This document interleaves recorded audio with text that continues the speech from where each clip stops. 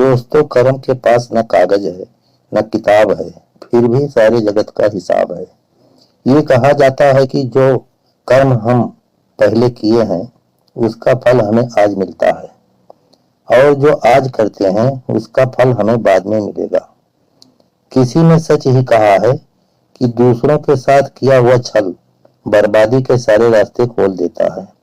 अगर आप किसी के साथ बुरा करते हैं तो आपके साथ भी बुरा होगा। आइए इसे इस कहानी के माध्यम से समझते हैं। बहुत समय पहले की बात है। एक बहुत पुराना गांव था। उस गांव का नाम रामपुर था।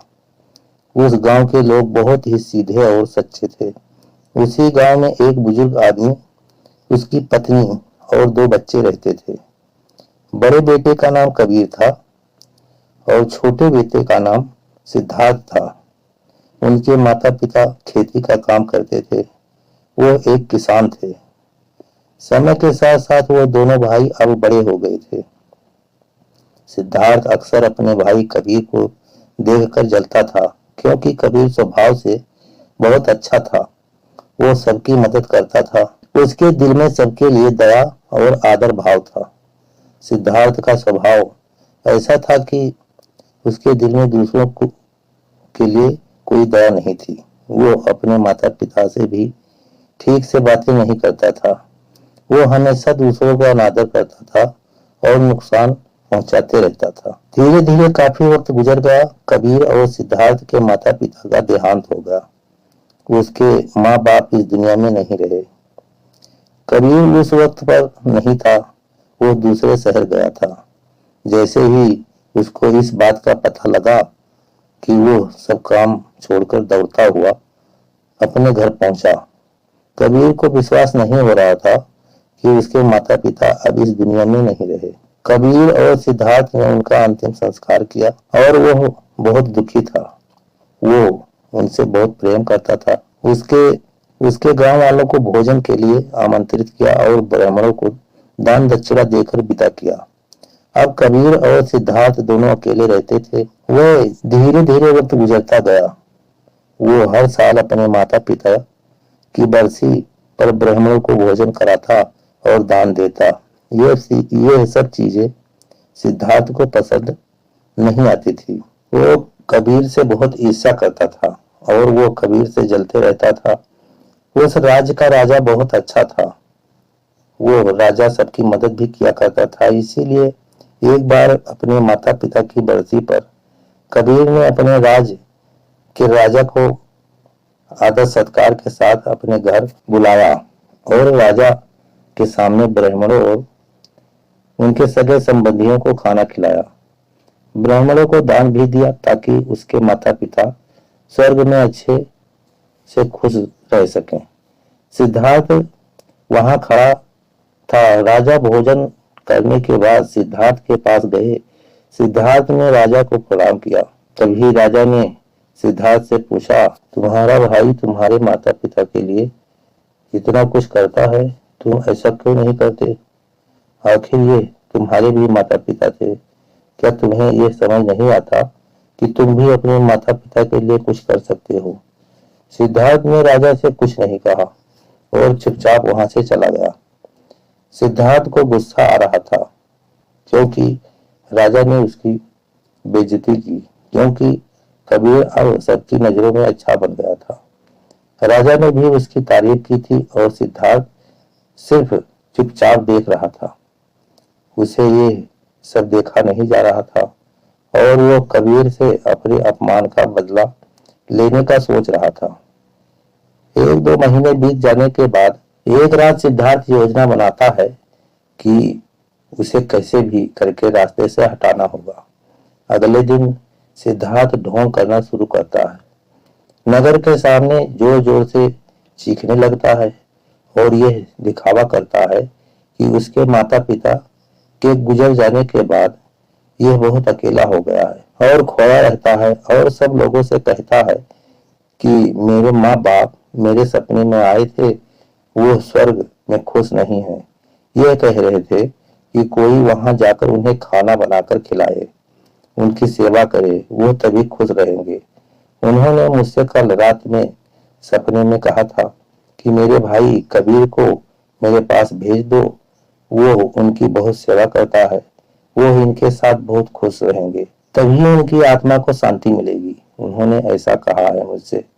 यह मामले की बात राजा तक पहुंच गई और राजा खुद वहां आता है।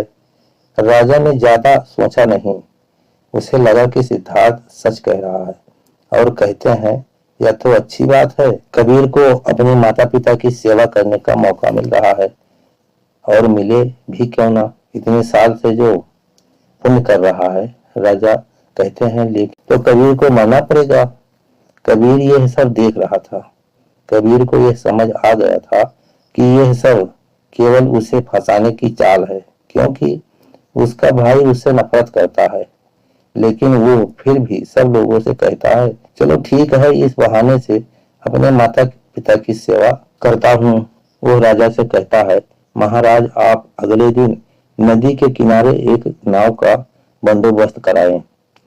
नाव से कूदकर नदी में अपनी जान दे दूंगा और फिर स्वर्ग में जाकर अपने माँ बाप की सेवा करूंगा। राजा ने कहा ठीक है। अगले दिन इन सभी चीजों की व्यवस्था कर दिया गया और उसने मरने के लिए तैयारी करना शुरू कर दी। सिद्धार्थ यह सब देखकर मन ही मन बहुत खुश था।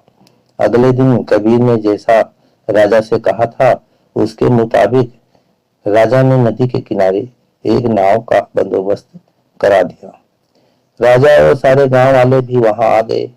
कबीर आखिरी बार उस गांव और सब लोगों को देखता है, फिर नदी में कूद जाता है और सारे गांव वालों को पता चल जाता है कि कबीर अब इस दुनिया में नहीं है।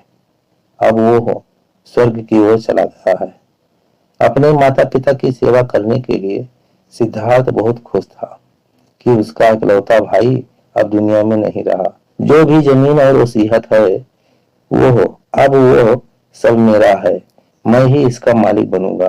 धीरे धीरे काफी दिन गुजर गए। एक दिन अचानक से राजा के दरबार में बाहर कबीर बैठा होता है और जोर जोर से रो रहा होता है। राजा के सिपाही ने ये देखा कि कबीर वहां बैठा बैठा रो रहा था। पहले तो सब डर रहे थे। उसके पास जाने से फिर कुछ देर बाद सिपाही पूछते हैं यह चमत्कार कैसे हुआ? कबीर जिंदा है। मौन रहा। फिर सिपाही उसे दरबार में ले जाते हैं। सिपाही कबीर को ले आ रहे होते हैं। राजा उसे जिंदा देखकर बहुत आश्चर्य में थे और कबीर से पूछते हैं। तब कबीर राजा को बताता है महाराज, मैं स्वर्ग में गया था। मैंने देखा मेरे माँ बाप अभी भी खुश नहीं हैं। वो मेरे पर गुस्सा हो रहे थे और कह रहे थे कि तुम्हें तो खाना बनाना भी नहीं आता, तुम तो हमारी सेवा भी ठीक से नहीं कर रहे हो। तुमसे अच्छा तो सिद्धार्थ है जो तुमसे अच्छा खाना बना लेता है और वो मेरा ख्याल भी रखेगा। तुम जाओ और उसे भेज दो। राजा कहता है अगर ऐसा है तो सिद्धार्थ को इसके लिए मरना पड़ेगा। राजा अपने कुछ सैनिकों को भेजता है और वो सिद्धार्थ के पास जाते हैं और कहते हैं कि महाराज ने तुम्हें राज दरबार में बुलाया है और सिद्धार्थ उनके साथ आ जाता है। दरबार में पहुंचकर सिद्धार्थ ने देखा तो उसका भाई कबीर वहीं मौजूद था। उसे वहां देखकर आश्चर्य से देखने लगता है। राजा उसे सारी बातें बता देते हैं और कहते हैं तुम्हारे भाई ने माता पिता के लिए इतना त्याग किया, अब तुम्हारी बारी है। तुम्हारे माता पिता चाहते हैं कि तुम उनकी अच्छे से सेवा करो। राजा उनसे कहते हैं क्या तुम उनके लिए ऐसा कुछ नहीं कर सकते? सिद्धार्थ अगर कुछ बोलता तो उसकी योजना के बारे में पता चल जाता, इसलिए सिद्धार्थ को न चाहते हुए भी यह सब करना पड़ा। अगले दिन फिर ये सारी तैयारी किया जा रहा था। कुछ देर बाद सिद्धार्थ घर आ जाता है और सोचता है मैं वहां जाऊंगा ही नहीं।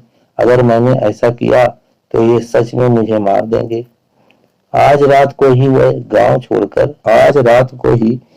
गांव छोड़कर कहीं चला जाऊंगा। दूसरी तरफ कबीर ने राजा को सारा सच बताया।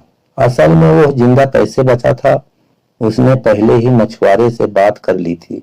जब कबीर नदी में कूदा तो थोड़ी ही देर बाद मछुआरे ने उसकी जान बचा ली थी, जिससे उसकी जान बची और वो 1 महीने तक नगर से दूर रहा था और किसी को भी पता चला नहीं वो जिंदा है। फिर सही समय पर राज में लौट आया। वो यह सब सिर्फ इसलिए किया क्योंकि वो उसके भाई सिद्धार्थ को एक सबक सिखाना चाहता था।